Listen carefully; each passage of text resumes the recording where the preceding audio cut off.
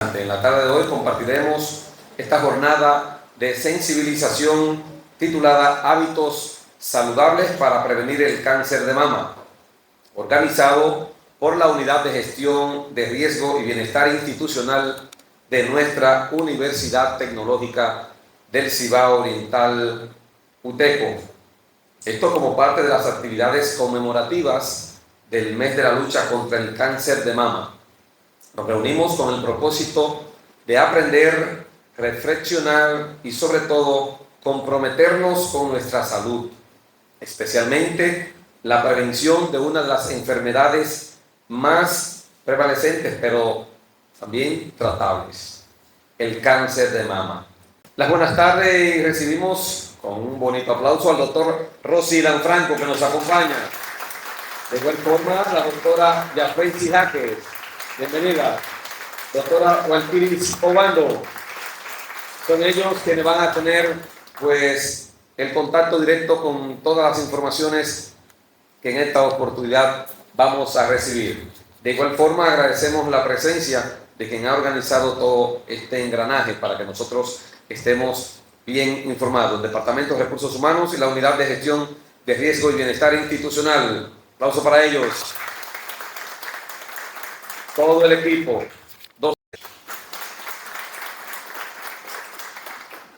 Pero muy formalmente, pues ya las palabras de bienvenida a cada uno de ustedes.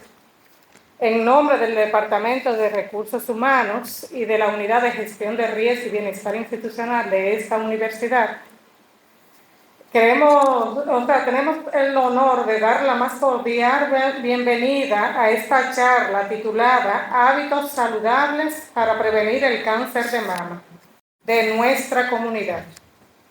La prevención es la herramienta más valiosa que tenemos para prevenir la vida. Todas y todos cordialmente bienvenidos. Ustedes en esta tarde. Bien. ¿Cómo están los ánimos? Bien. Dirán ustedes, ¿y qué nos va a decir este hombre a nosotros, que no es ginecólogo ni oncólogo? Bueno, yo, primero que nefrólogo, soy médico internista.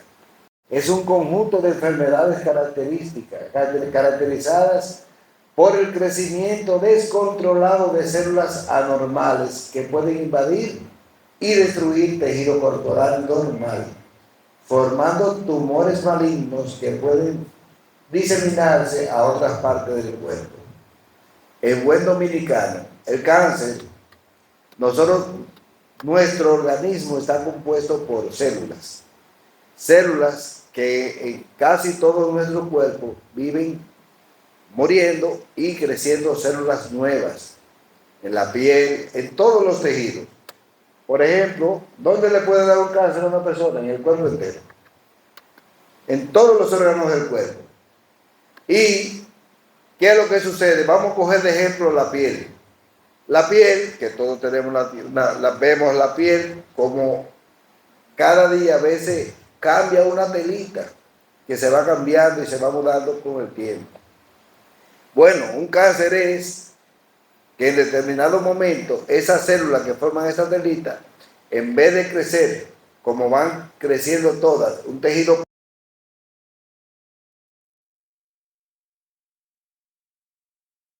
las demás células que van creciendo siguen creciendo de una forma anormal, cuadrada o redonda en vez de ser plana.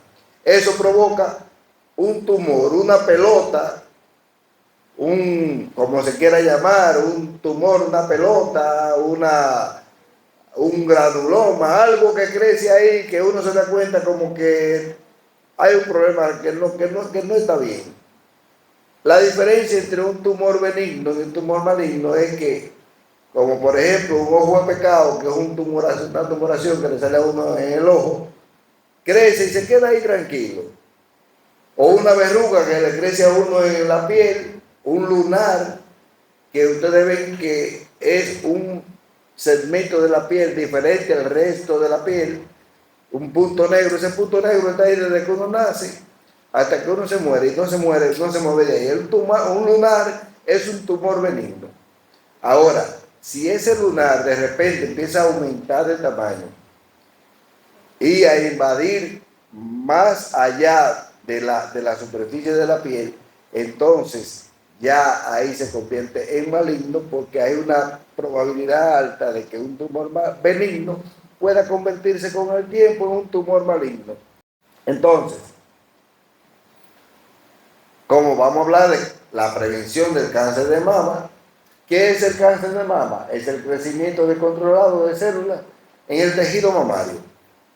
Y sepan ustedes que este es el cáncer más frecuente en mujeres a nivel mundial, afectando mujeres en edad mediana, en edad avanzada, pero con una incidencia aumentada en mujeres jóvenes.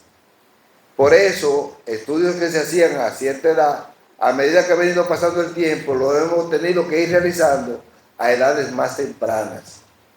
Y lamentablemente, hasta mujeres de 20 años de edad están muriendo de cáncer de mama, y a cada rato ustedes ven un artista, que murió por un cáncer de mama. Entonces, la finalidad de nosotros es orientarlas a cómo detectar y cómo prevenir esta terrible enfermedad que está afectando a tantas mujeres en el mundo. Factores que tiene de riesgo una mujer para tener un cáncer de mama.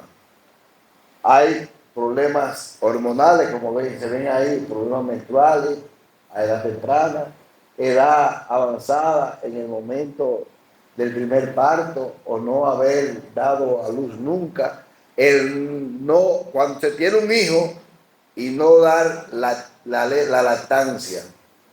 Es importantísima la lactancia, por eso antes en estos países no había tanto cáncer de mama, porque toda mujer que paría amamantaba a su niño, que además de darle toda la alimentación necesaria a un niño y transmitirle amor, la mujer también se cuidaba, porque la lactancia prevenía ese cáncer. Miren ahí, ella revisándose el pezón, a ver si hay secreciones. Miren, ese es otro problema, el pezón que debe ir hacia afuera se retrae hacia adentro, y ese es un síntoma de cáncer. Miren el otro lado, la piel como se ve, como si fuera cáscara de naranja, que eso también es otro síntoma del cáncer de mama. ¿Y dónde se producen los cánceres de mama? El 50% en el cuadrante superior externo de la mama. ¿Cuál es el cuadrante superior externo? El medio del pecho es lo de adentro y los brazos están afuera. Entonces, lo que está arriba en la cabeza es superior y lo que está abajo en los pies es inferior. Entonces, cuadrante superior porque está arriba y externo porque está afuera. El 50% de los cánceres de mama.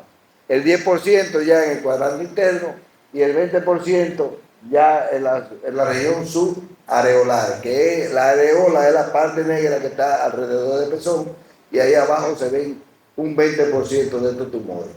Entonces, la orientación que queremos darle a ustedes, que toda mujer, y los hombres también, porque los cánceres de mama también le dan a los hombres, y son más agresivos y más mortales cuando le dan a los hombres. Que si yo he visto, sí, yo he visto, pocos, pero los he visto, y han sido fatales casi siempre. Cuando digo fatales es que con la vida del hombre. Examine la mama una vez al mes. Las mamas habitualmente cambian en el ciclo menstrual. Realice un examen de mama 3 o 5 días después del comienzo del periodo, si todavía ve la menstruación, pero si ya es de la etapa menopáusica, una vez al mes. ¿Cómo van a hacer eso? Se van a quitar la ropa, se van a mirar en un espejo y van a observar cómo están sus senos. Si están del mismo tamaño, si hay alguno que está más raro que otro, ya es un motivo para usted pensar que puede haber algo. ¿Qué también deben hacer? Se puede acostar o sentada, se pone la mano izquierda, por ejemplo, en la cabeza, y con la derecha va a palpar con esos 3 dedos la mama, como si fuera la manecilla de reloj, desde adentro se va palpando la mano y se va dando la vuelta al seno completo, a ver si siente alguna pelotica, si siente algo raro. Terminó de examinarse esa, Se coge la derecha y se la pone en la cabeza y de ahí entonces palpa la otra. Y así ustedes se van a hacer una autoevaluación de mama.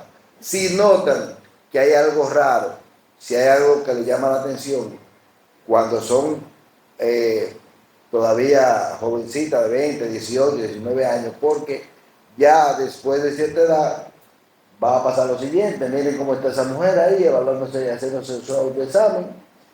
Debe llevar la mano hasta la axila, porque en la axila están los ganglios linfáticos. Cuando hay un problema, ese huevito es reuma, como le llamamos convencionalmente, como lo conocemos. Si se siente un huevito de reuma, una pelotica debajo de la axila, eso puede ser un ganglio que se está inflamando, que está indicando que hay un problema en la mano.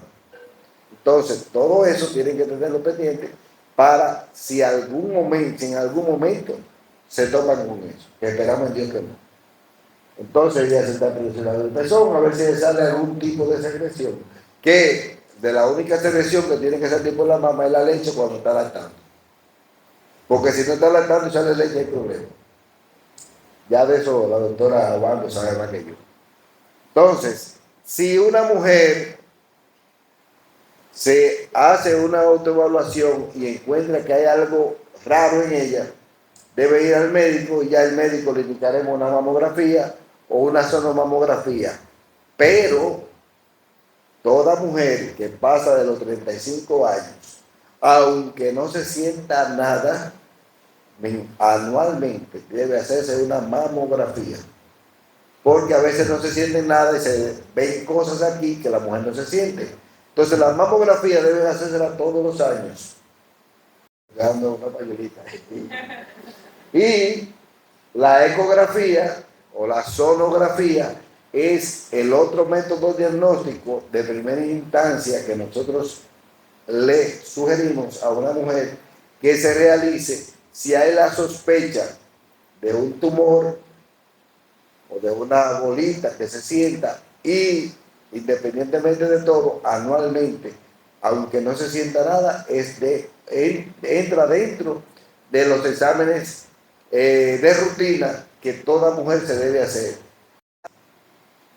¿Cuál es el grave problema de eso? Pronóstico. La tasa de supervivencia del cáncer mamario varía mucho en todo el mundo. El 80% en América del Norte, Suecia, Japón, en los países ricos y no tanto ricos, con educación, una buena educación, el 80% de las mujeres sobreviven cuando se le diagnostica un cáncer de mama. En otros países de ingresos medios, el 60% son las que sobreviven.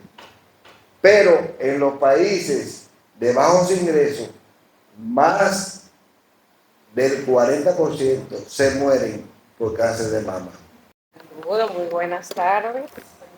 Vamos a ver, parece un segundo. Estírense un poco, porque a veces estos temas se ponen un poquito como aburridos, para decirlo así, a quien no vive en este mundo, quien no, ¿verdad? No es su día a día. Así que vamos, estírense un poquito. Ahí, estrechen, que vamos a seguir hablando. Y ustedes no se van, ¿verdad?, a ir ahora, porque ya ahí voy a mandar a cerrar la puerta. Entonces, vamos a sentarnos y vamos a empezar.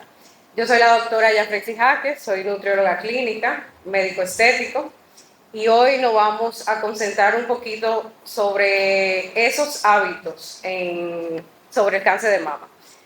Cuando ustedes van al médico, especialmente cuando van a una consulta ginecológica, con el doctor Lanfranco, conmigo, con quien sea, la primera pregunta que se hace es: ¿tiene algún familiar que sufre de cáncer? ¿Tiene algún familiar que sufre de diabetes? ¿Algún familiar que sufre de hipertensión?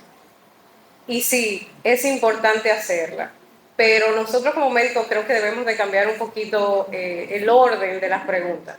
Y creo que sí debemos de dejar esa un poquito más para adelante, porque en el cáncer de mama solamente de un 5 a 10% es hereditario. Entonces, ¿qué pasa con el resto? ¿Qué pasa con el 90-95%? En los americanos le dice, there must be something in the water. O sea, debe haber algo en el agua. ¿Qué quieren decir con eso?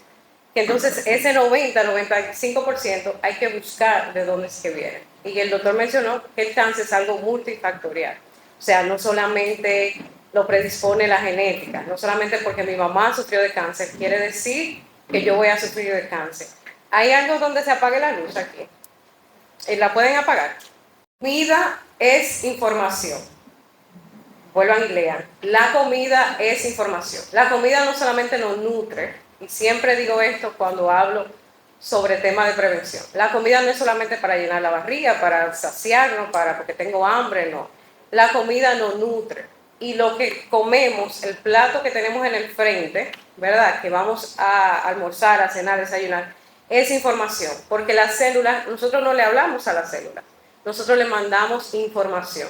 Y de una forma que le mandamos información a las células, como dice el doctor, tenemos células que se están muriendo y células que se están volviendo a nacer, son bebés. Entonces, esas células bebés queremos que llegue a la adultez de forma correcta, sin enfermarse y que no se multipliquen a lo loco. O sea, que nada sin control, o sea, todo en la vida tiene que tener un control y lo mismo pasa en nuestro cuerpo. Entonces, cuando comemos, le mandamos información a esas células. Pero no solamente de sanarnos, también mandamos información de enfermarnos. Entonces, eso es algo que siempre tenemos que tener claro. Yo sé que muchos de ustedes, lo que yo le diga, le va a entrar por aquí y probablemente le salga por aquí. Pero yo sé que uno del grupo que está aquí, con uno solo, que haga pequeños cambios, para mí, ya yo me di, como dice ¿cómo es el refrán? Exacto, o sea, con uno solo. Y no quiero decir que cambien de hábito y que, no que cambien, que hagan cambio drásticamente, sino que todo es un día a la vez. Y siempre digo a mi paciente cuando se desespera, es un día a la vez. Entonces, con pequeños cambios, día tras día, en 3, 4, 6 meses, 1 año, 2 años, 3 años, si hacemos de poquito a poquito, vamos a llenar el buche, como dice. Entonces, siempre recuerden eso, cuando se sienten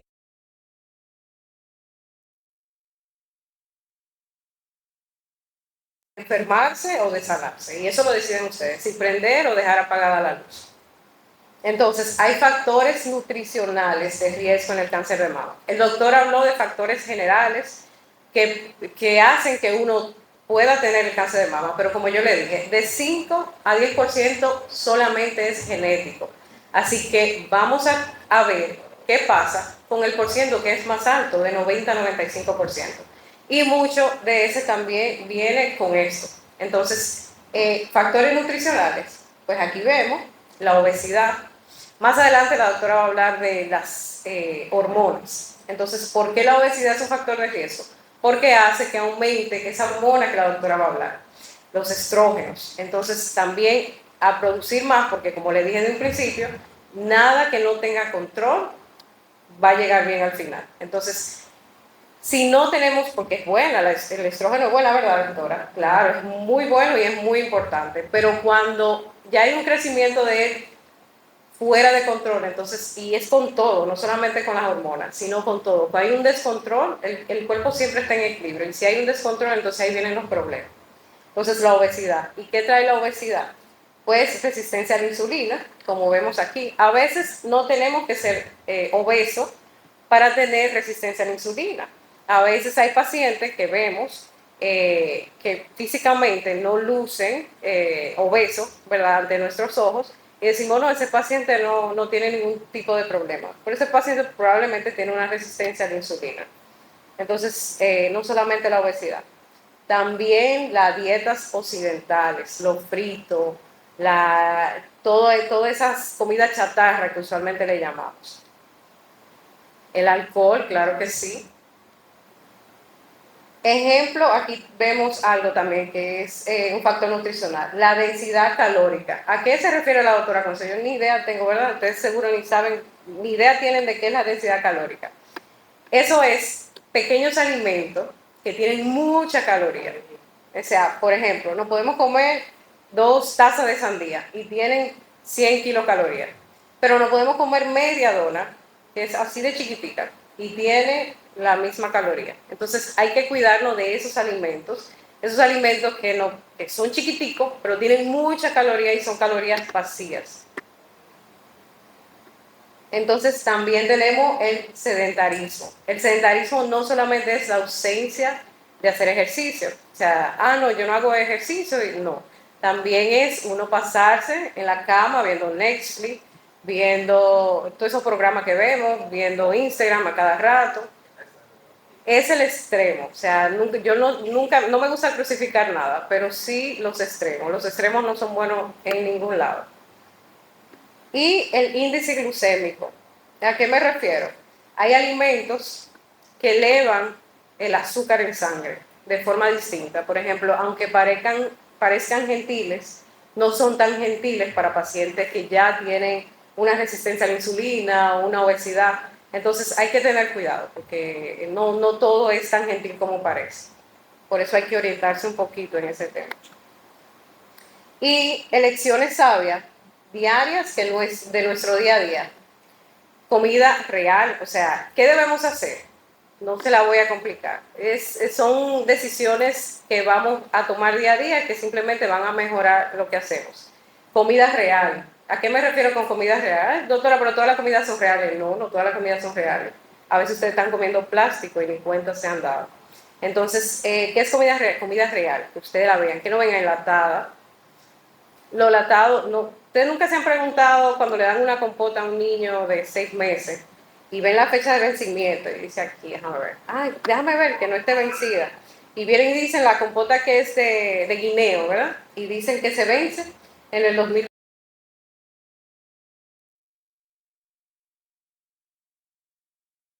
Su abuela. Y póngalo ahí arriba, a ver cuánto le dura. A ver si de verdad le va a durar 3 años. O sea, es imposible. Entonces, algo tiene eso que no lo hace comida real. Entonces, real, a eso me refiero. Si le van a dar algo a sus hijos, si se lo van a comer ustedes, que traten de ser real. Pues en vez de darle una compota, denle en el guineo, que le va a aprovechar mucho más. Y si bien hay días que uno anda con el corre-corre y hay que llevarse su compota, está bien, pero una vez que se lo den, no lo van a enfermar. Ahora, siempre hay 2 cosas que digo que tengan pendientes. La frecuencia con quien lo hace y la cantidad. Esas son 2 cosas importantes. Que yo me como un pedazo de pizza un día no me va a enfermar, no me va a dar cáncer. Ahora bien, la frecuencia que lo haga, lo hago interdiario, lo hago todos los fines de semana, lo hago mensual, y la cantidad, me como 1, me como 2, me como 3. O sea que la frecuencia y la cantidad, siempre piensen cuando ustedes estén comiendo algo que no sea muy saludable, ¿verdad? Y como le dije, el mínimo nivel de procesamiento. La comida procesada, tratarla de evitar, porque está comprobado que nada bueno hay ahí. Reducir ingesta de harina, arroz y azúcar. El azúcar es como la comida favorita de los cánceres, no solamente de mama, del cáncer en general. Es como algo que a usted le gusta demasiado y cuando se lo dan, usted se pone feliz. Pues así mismo pasa con el cáncer. Ustedes le dan azúcar y el cáncer se pone muy feliz y sigue creciendo y sigue creciendo y se sigue expandiendo. Entonces, reducir la ingesta de azúcar, sobre todo. Y el arroz y las harinas, porque al final nuestro cuerpo es tan sabio que tiene toda una máquina por dentro que procesa estos alimentos parecido como procesa el azúcar y al final viene siendo lo mismo. Aumentar el consumo de omega 3. Aumentar el consumo de vitamina D también. Consumir alimentos protectores. ¿Y cuáles son esos, verdad? Nadie había escuchado un alimento, ¿qué es eso? Dije un alimento protector. Alimentos protectores son estos alimentos que nos ayudan con los radicales libres. Usted siempre, el que aquí anda en belleza, siempre escucha que dice, ponte vitamina C en el rostro, que eso nos ayuda, ¿verdad?, con los radicales libres. Pues lo mismo pasa por dentro, no solamente por fuera.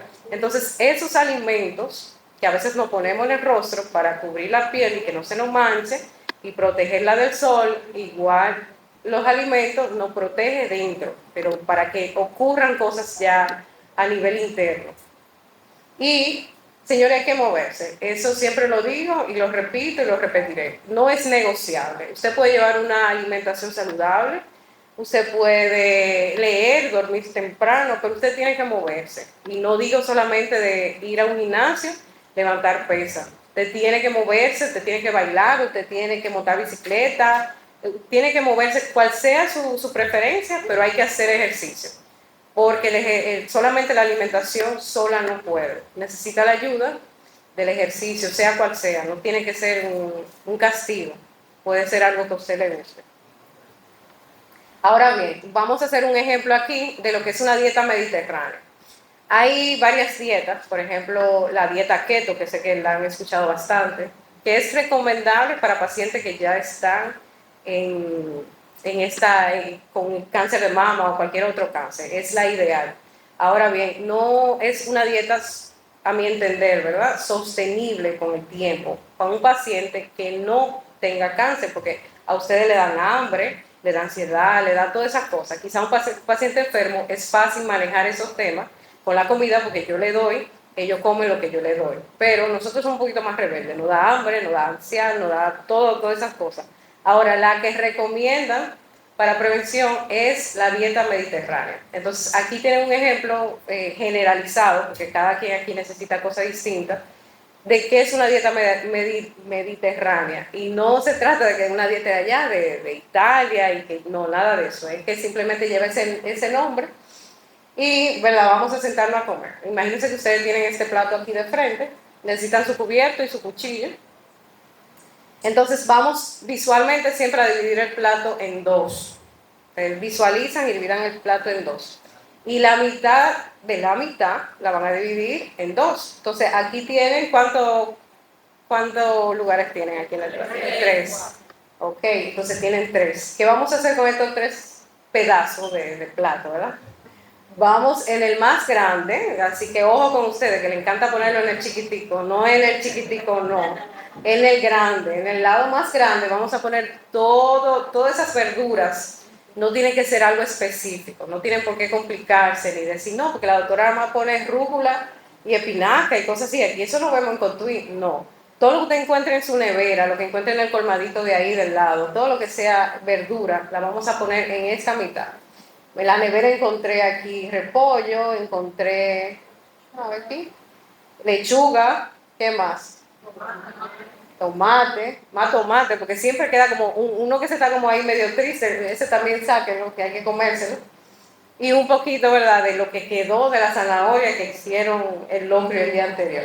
Entonces aquí tenemos todo lo que encontramos que es verdura. Y si no saben, hoy en día existe ChatGPT, existe Google, que ya yo creo que no se está utilizando mucho, pero verdad que usted puede buscar qué tipo de verdura se encuentra, se lo dan. Entonces aquí hay muchísimas opciones de verdura.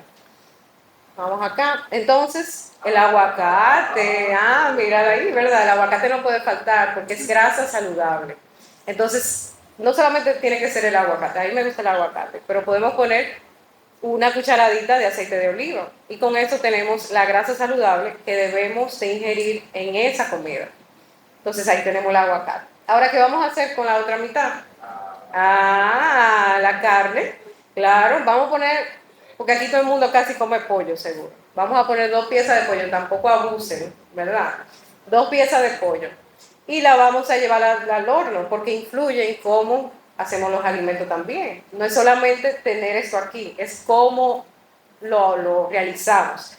Porque podemos hacer la ensalada también, incluso frito de ensalada y le ponemos, ¿cómo es la doña gallina? Y le ponemos, no, sal, vinagre y aceitito de oliva. Entonces, la carne, tratar de que no tenga grasa, o sea, tratar de que no sea guisada, que no tenga condimentos, porque hablamos de lo procesado, ¿verdad? Todo lo que viene de fábrica, que lo hacen por mucho, piénselo 2 veces. Entonces, cuando usted tenga duda de que un alimento es procesado o no, piense de dónde vino y si hicieron ese solo o si hay varios en el mercado. Entonces, pusimos la carne, tenemos la proteína. Y de último, el arroz, ¿verdad? Es una dieta que eso comen ustedes todos los días. Yo no le estoy cambiando su mentalidad ni lo estoy llevando a una dieta árabe ni nada raro. Eso es lo que se come aquí a las 12 en cualquier casa dominicana. Pero ¿cuál es la diferencia aquí? Las porciones, que son distintas, ¿verdad? Y aumentamos. Usualmente ustedes se comen el arroz en el lado grande, ¿verdad que sí? Pues yo lo hacía, así que no mientan. Se comen aquí el arroz en el lado grande y ponen ensalada hacia acaso, como en una esquinita. Y otra cosa, ese arroz, no es que ustedes van a hacer una tutuma y no, porque la doctora me dijo que en este ladito, entonces todo lo que me quepa aquí, no, señores, no, te van a coger una medidora y lo va a poner ahí, no lo aplate, porque yo sé que ustedes quieren que quepa más, pero no, tiene que ser así, no se rían. Entonces, ¿qué tenemos? Lo principal, verdura, ensalada, tenemos la proteína y tenemos los cereales integrales. Yo puse arroz, pero puede ser un víver, puede ser otro tipo de cereal, puede ser otro tipo de carbohidrato. Entonces tenemos el agua, que no puede faltar. El agua nunca puede faltar. Ahora bien, no es bueno que usted coma y se tome el agua de una vez. ¿Por qué? Porque la saliva tiene una función. Entonces debemos dejar que la saliva haga su trabajo, porque aquí todo el mundo está trabajando. Ustedes vinieron a la universidad, yo vine aquí, todo el mundo tiene que trabajar y la saliva también tiene que trabajar. Entonces el agua se toma 30 minutos después que comamos, pero debemos de tomar agua. Y de último tenemos la fruta. Siempre hay un pedacito de piña por ahí, un pedacito de sandía. Bueno, la sandía vamos a evitar porque hay pacientes que la sandía no es buena, pero dígame una doctora que me llegue a la mente. La papaya, la lechosa, la guayaba, manzana, o sea, un pedacito de una fruta, y eso es una comida balanceada. Es como lo es la prevención del cáncer de mama. Entonces, ¿qué vamos a ver?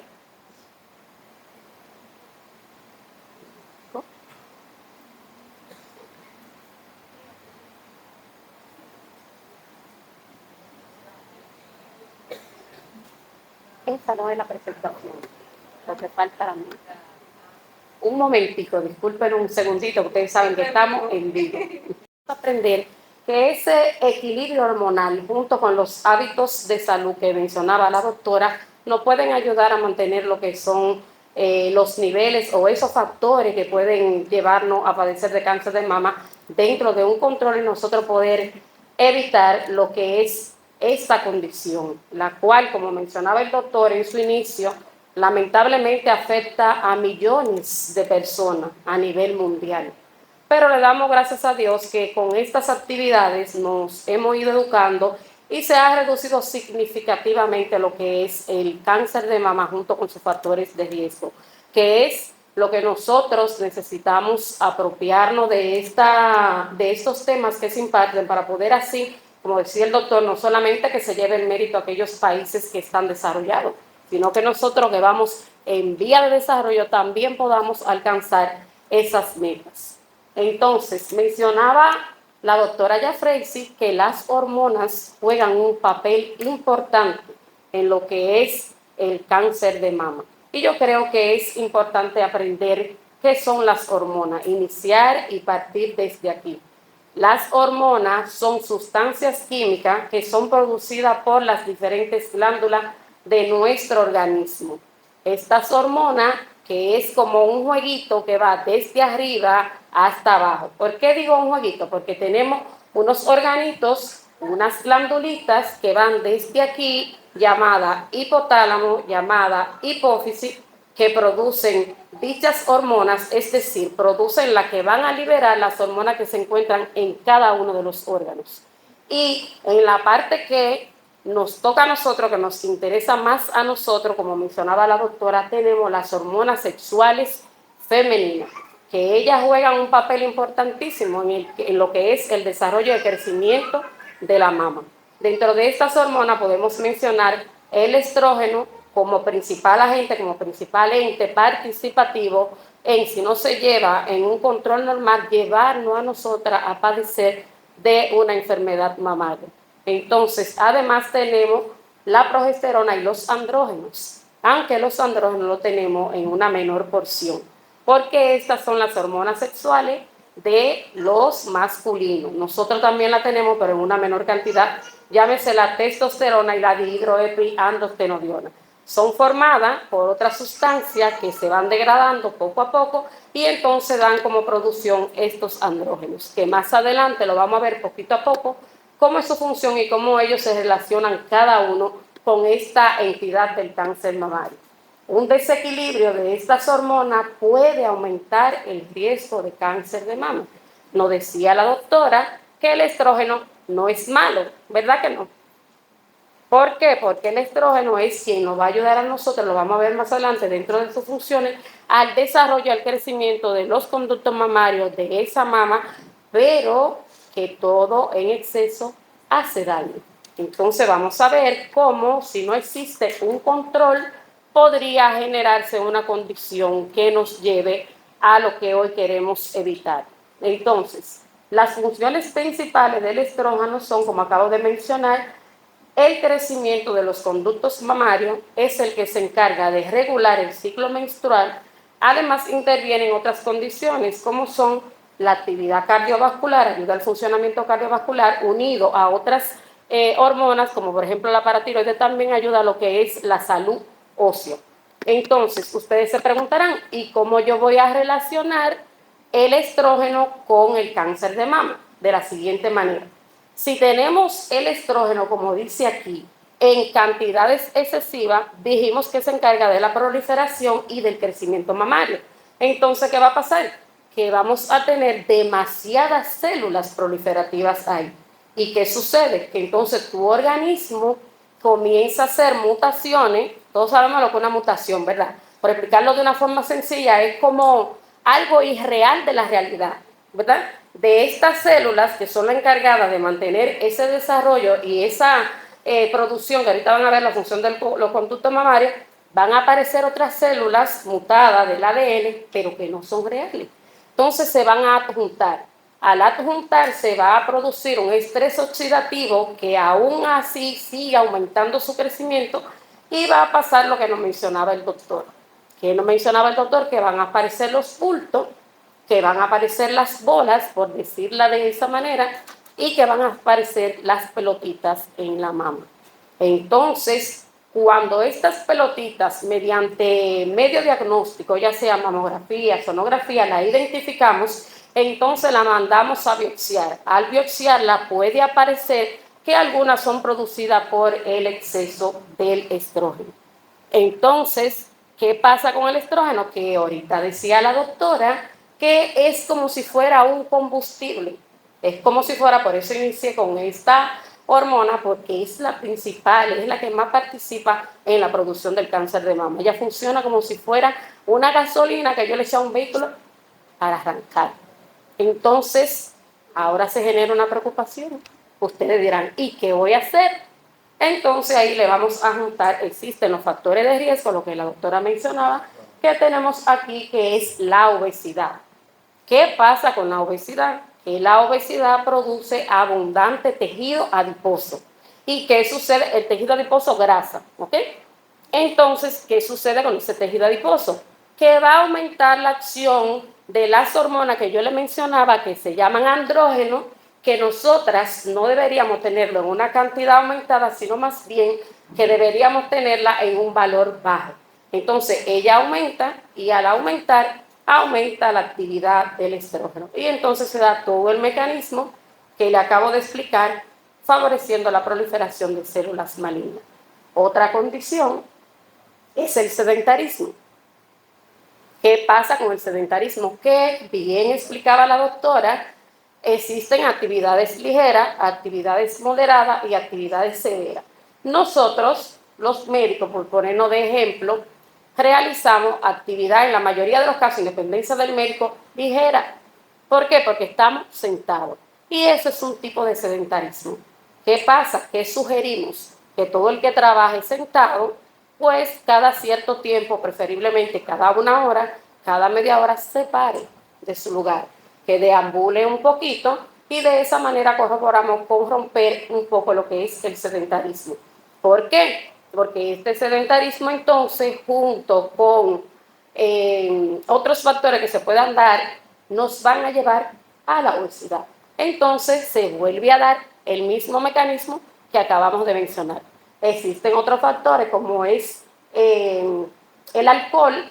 El alcohol, ustedes ven que casi siempre el uso excesivo del alcohol provoca complicaciones, principalmente tiene una interacción fundamental en lo que es la proliferación de células malignas para la producción del cáncer de mama. ¿Por qué? Porque igual va a actuar sobre los andrógenos, aumentando lo que es la producción de los estrógenos y por consiguiente caemos en lo mismo. Entonces, además, tenemos aquí las terapias hormonales. Ojo con esto, féminas. Ojo con esto. ¿Qué son las terapias de reemplazo hormonal? las pastillas, las inyecciones u otro método que usted elija de planificación. Yo les pido que por favor, al realizar la elección de un método anticonceptivo, por favor visiten el especialista, quien ante previa evaluación puede decir cuál es el anticonceptivo más idóneo para usted. ¿Por qué? Porque la mayoría de estos anticonceptivos están hechos a base de progesterona y a base de etinilestradiol, que es estrógeno. Entonces, si usted lo toma de una manera desproporcionada, van a venir todas las complicaciones que estamos hablando. Y estamos hablando de factores de riesgo, ¿ok?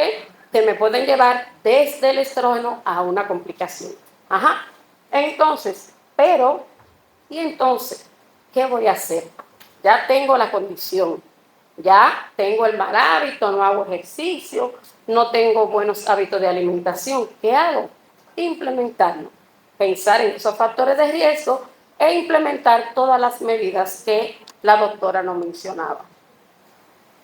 Tenemos por aquí otra hormona sexual femenina que es la progesterona. La progesterona juega un papel importante en el desarrollo y crecimiento de la glándula mamaria.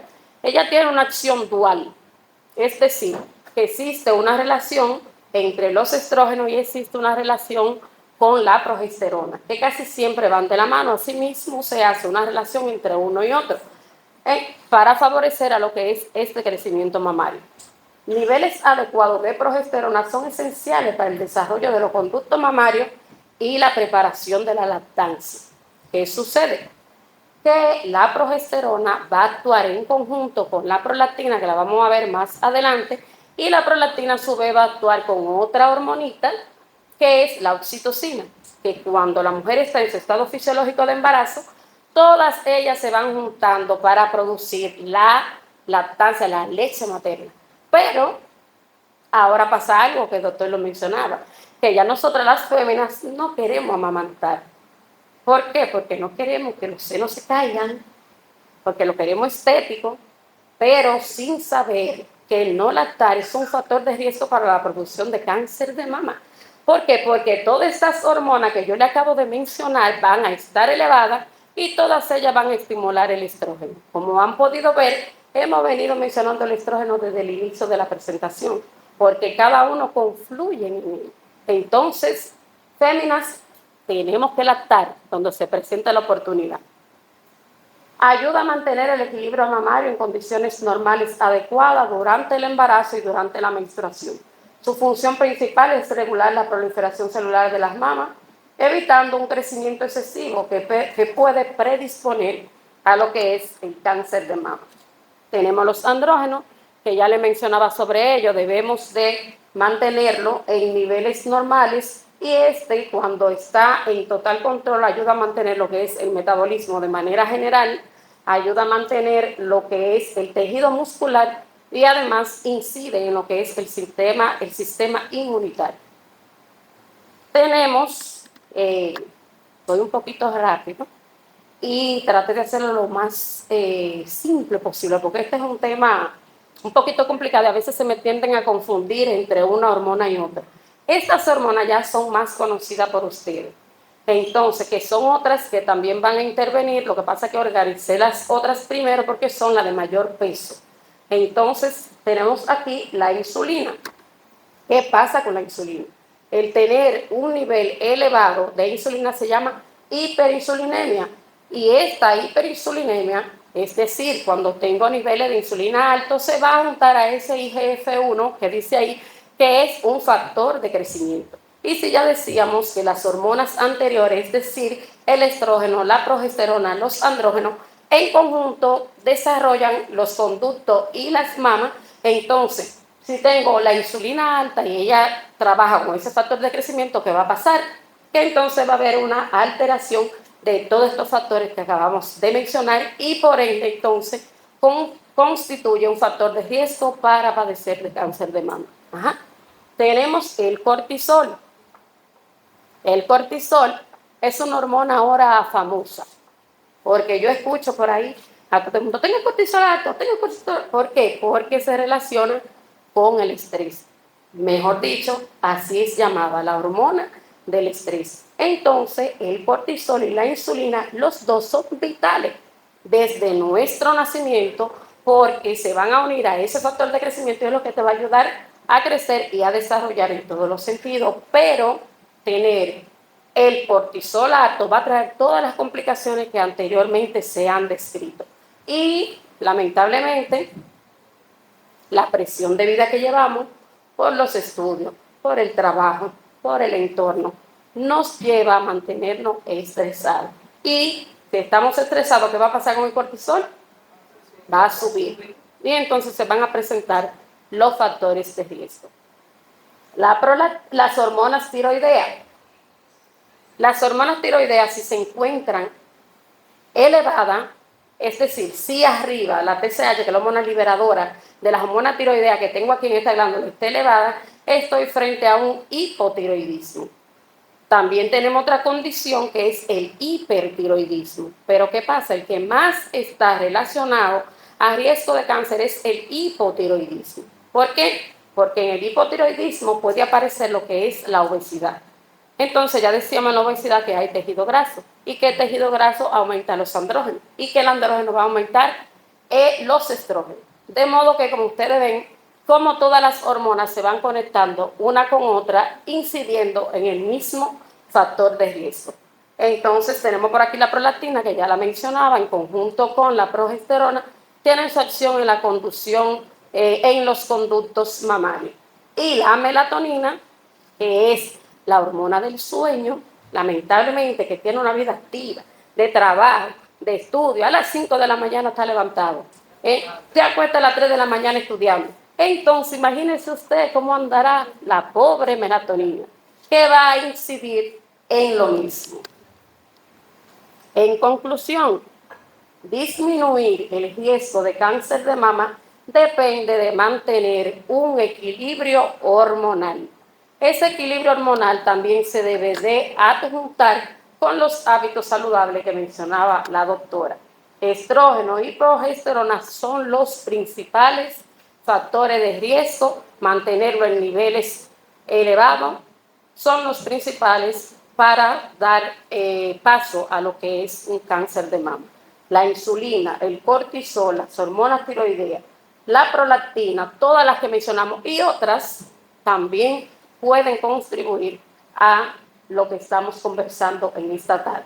Entonces, mantener un estilo de vida saludable, vigilancia endocrina, ayuda a reducir los riesgos, por lo tanto, visite su endocrinólogo. Recuerde, la mejor lucha es la detección temprana. Muy agradecida de todos ustedes a poner esto en práctica. Gracias.